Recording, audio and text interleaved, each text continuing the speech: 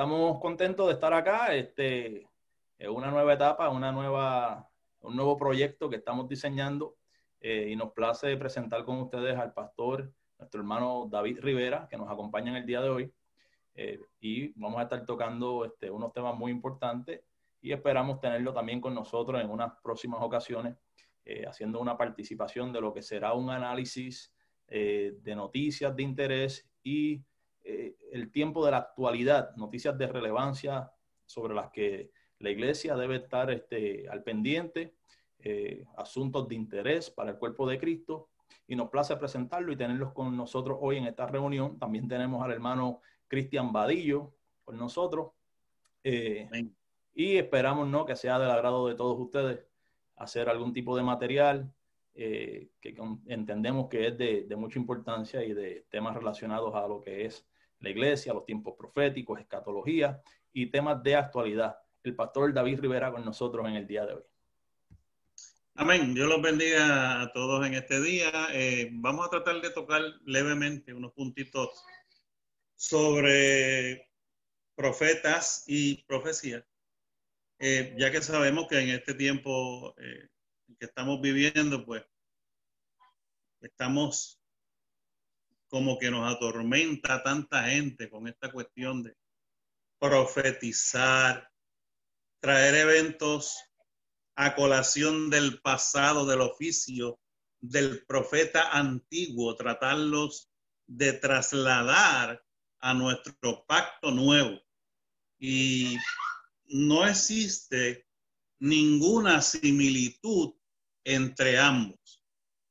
Y me gustaría comenzar diciendo que cuando se habla de profeta, rápidamente los que somos creyentes caemos inmediatamente en el Antiguo Testamento. Ya sabemos que la formación que tenemos de haber entregado nuestra vida al Señor y de ser servidores de Jesucristo, pues eso es lo que nos implica y lo que tenemos en la mente.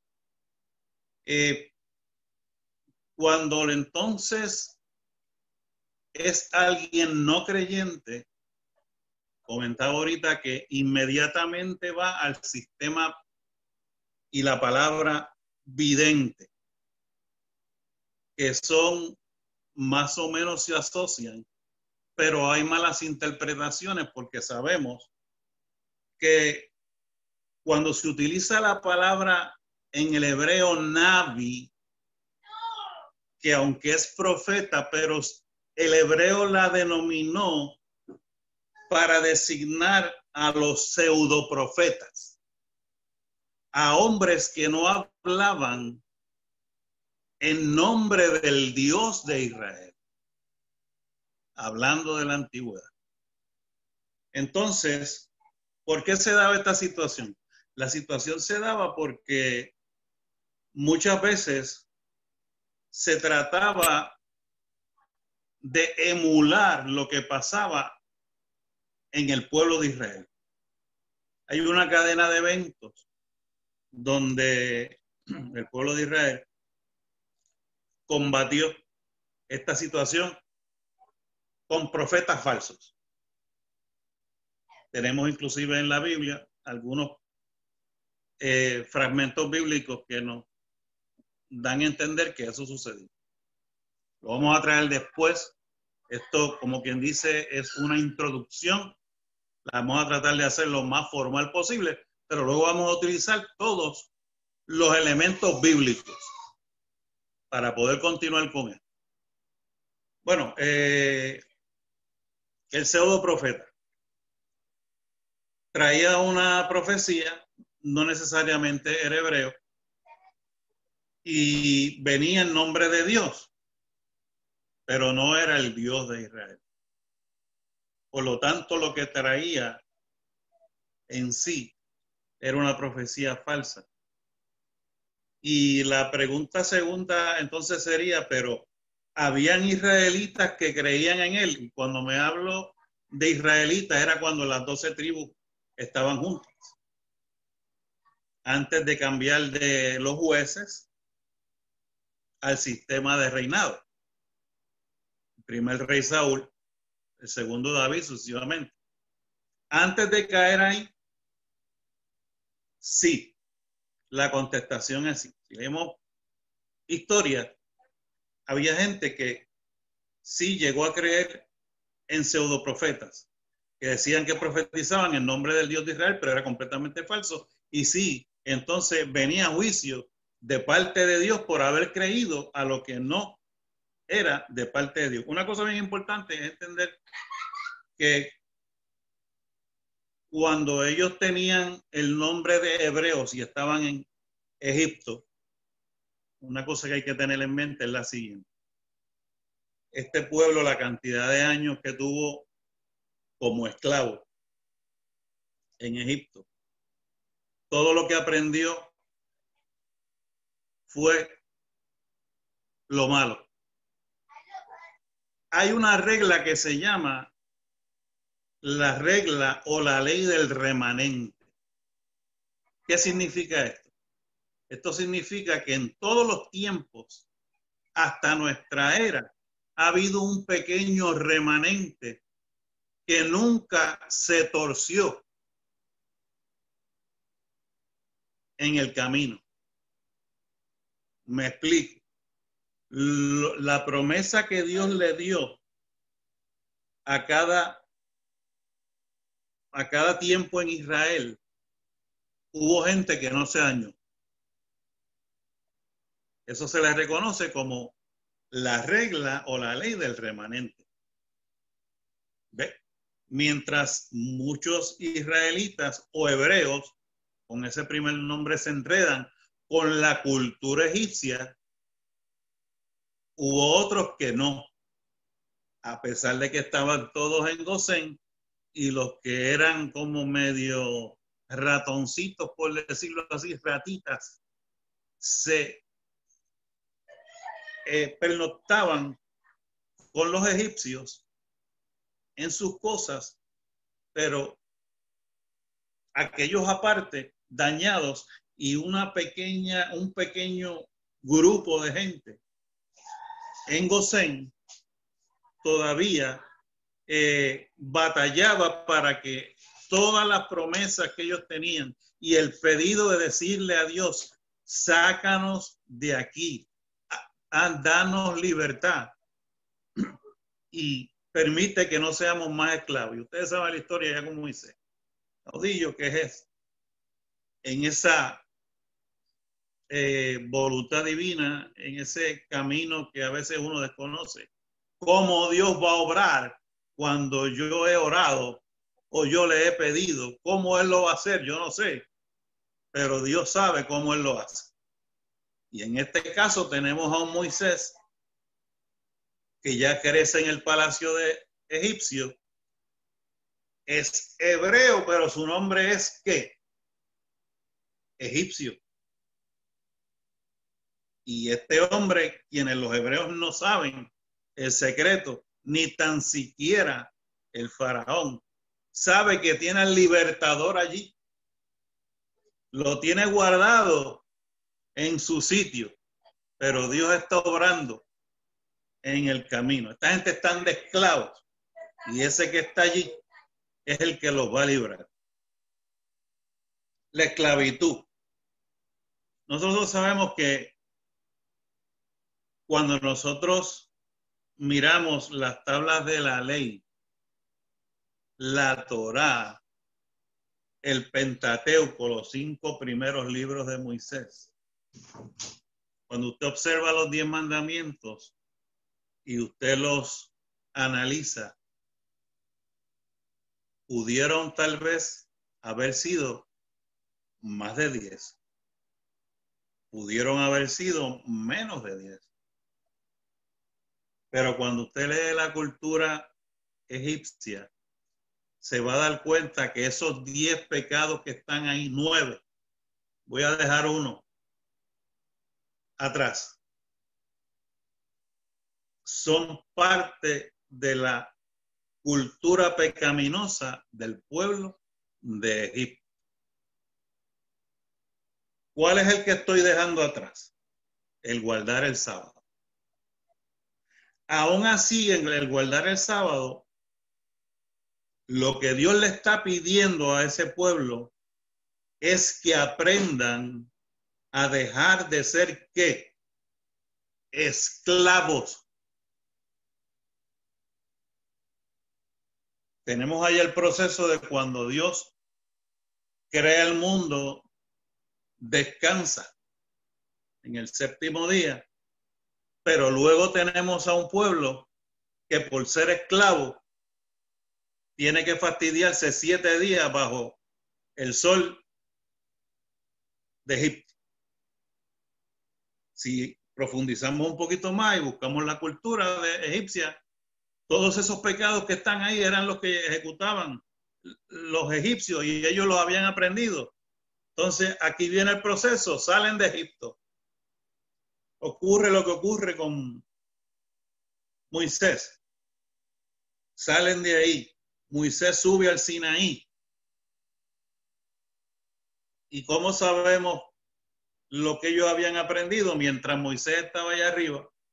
¿Qué hizo el pueblo abajo? Lo que sabía hacer.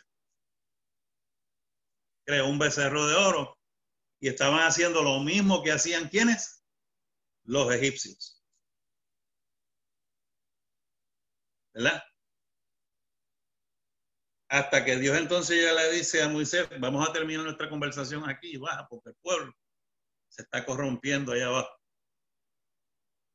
Además, nosotros sabemos que entran al proceso del desierto y dentro de los 613 preceptos que hay,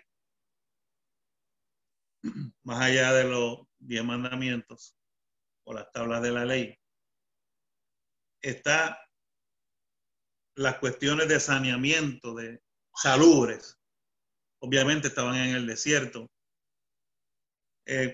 Aunque parezca un poco prosaico lo que voy a decir, tenían que hacer sus necesidades. La propia palabra dice qué tenían que hacer cuando eso ocurría. Todas estas cosas, si nosotros las volteamos y le damos vuelta, ese camino, lo que quiero traer es esto para ver de dónde provienen todas estas cosas cuando la gente, aún en nuestro tiempo, quiere estar profetizando al estilo del oficio del profeta viejo. Ese pueblo hebreo confundido trae esa cultura para vivir con ella. Y en el tiempo en que ellos están rodando, en un tiempo cuando simplemente se podrían tardar 4 días o 3 días y medio en llegar al sitio que Dios les prometió, los estuvieron dando vueltas en el desierto 40 años. Porque el pecado, lo que habían aprendido en Egipto, lo tenían en el cuero, en la carne. Y ustedes saben que muchas veces el pueblo dijo, mejor fuera que estuviésemos allá comiendo cebolla, aunque adorásemos con ídolos. No nos importaba eso, lo que nos importaba era ser feliz, porque ellos pensaban que siendo esclavos eran felices, en vez de enfrentar lo que estaban pasando ahora en el desierto, para ser ¿qué? Libres. Libres. Y entonces Israel viene cargando con todo eso. Con todo eso. Nunca fueron conformes. ¿Y qué entonces utiliza Dios desde siempre para comunicarse? Utiliza a los profetas para señalarle al pueblo que precisamente a ese pueblo es bien importante. Para ese pueblo tenemos el caso de Nínive, eso es otra cosa, pero para ese pueblo siempre estaba la profecía para señalarle al pueblo que su mal camino, hacia dónde te estás dirigiendo cuando estás haciendo las cosas mal y no bien, cuando no agradas a Dios con lo que haces. De eso se trataba el profeta, que es un intercesor, un intermediario, un portavoz entre Dios y el pueblo israelita o hebreo. Una vez que siguen pasando todos estos eventos, la historia en los 5 libros primero, luego hasta conquistar la tierra, toda esta gente, Josué se le considera profeta porque Dios habló con él, y todo el que tenía conversación con Dios se le categoriza como profeta. El propio Moisés, el propio Aarón, todos que tuvieron ahí cara a cara, pero luego viene el profeta de oficio. Ese es el que queremos hablar en esta hora. Vamos a vuelo de pájaro.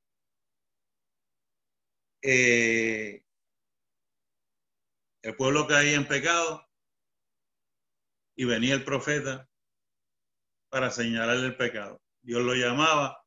Ahí tenemos la primera acción del Espíritu Santo cayendo sobre ese hombre. En ningún momento denota la Biblia que entraba en un trance para transmitir la palabra de Dios. Otra pregunta era si había escuela de profetas en la antigüedad. Sí, y no se puede malinterpretar lo que sería la escuela de los profetas. Eran familias que habían sido separadas, y entonces los hijos seguían la tradición del oficio, pero estaban preparados, o sea, llevaban a cabalidad la ley de Dios y el mandato divino de la A a la Z sin fallar.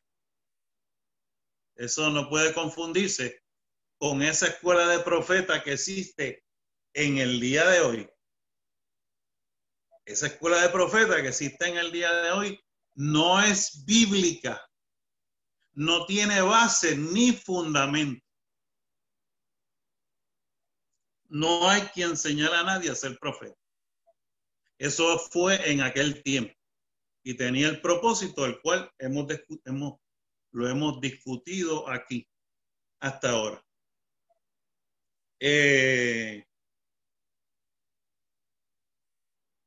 Tenemos profetas que no los vamos a conseguir con un libro. Me explico. Los 4 profetas mayores y los profetas menores. No vamos a conseguir ahí Elías, no vamos a conseguir ahí a Eliseo, por hablar de 2. Ellos no tienen libros, cada cual sabe qué pasó con Elías, que fue traspuesto. Eliseo le tocó continuar el camino. Ve, ahí tenemos ya distintas facetas de los profetas. Una vez que entramos entonces en situaciones futuras, ya que el pecado hizo añicos al pueblo, ahí entran los profetas con nombres, escogidos muchas veces desde el vientre de la madre, como muchos de ellos hablan y dicen, como Jeremías, fui desde niño, desde que era niño fui escogido por ti. Y tenemos un Jeremías que se le reconoce como el profeta llorón, porque siempre estaba ahí en esa dinámica y sentía ese dolor por lo que el pueblo hacía, por no llevar o no ejecutar lo que Dios quería que el pueblo hiciera. Y cada uno de estas gentes comienza a profetizar cosas para Israel, pero algunos de ellos comienzan a profetizar juntamente para el futuro de Israel. O sea, profetizaron en el momento, pero profetizaban para el futuro. Algunos de los profetas llegaron a profetizar cuando se rompen las tribus. Algunos profetizaron al norte y otros profetizaban al sur. Varios de ellos profetizaron en ambos sitios, al norte y al sur. Tenemos entonces a un Daniel que no se le reconoce nato como profeta hebreo, y me voy a explicar. Es que él fue profeta bajo el cautiverio babilónico. Entonces Daniel tiene la gran famosa visión que Dios le da conforme a su oración. Ellos comenzaron todos a sentir el maltrato, ¿verdad? De no poder adorar a Dios. Hay un salmo que lo identifica: ya no podemos adorar, ya no podemos sonreír.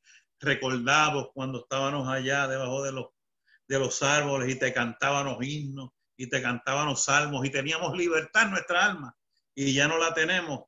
Y Daniel fue el hombre que cuando comienza a orar, porque era separado para Dios, él lo decidió así.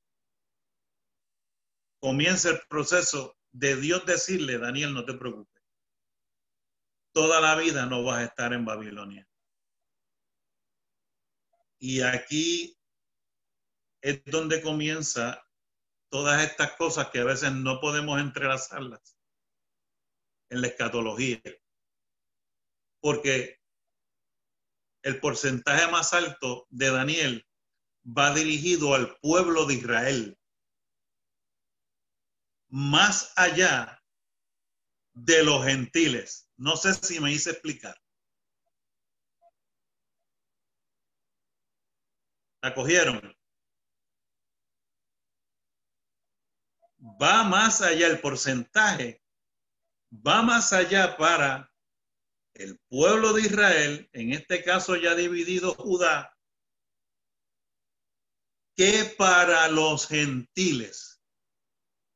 Ahí podemos entonces comenzar a separar. No me hubiese querido tocar este tema, pero me voy a meter ahí.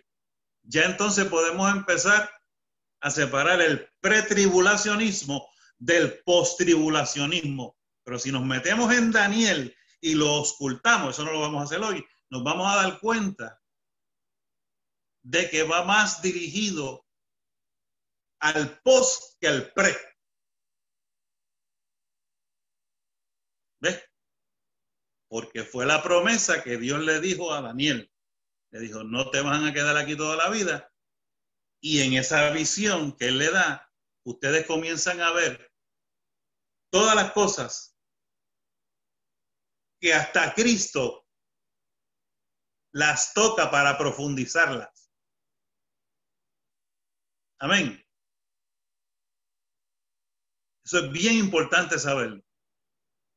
Entonces, cuando usted oculta la profecía de Daniel, con todas estas cosas que hablamos y las tocamos referentes a la semana 70 de Daniel y todas estas cosas, a veces no hay cómo entrelazar esto entre un punto de vista pretribulacional y uno posttribulacionista. Ahí es donde cuando uno se mete dentro de esa profecía y comienza a mirarla, ahí podemos entonces separar la paja del grano. Eso lo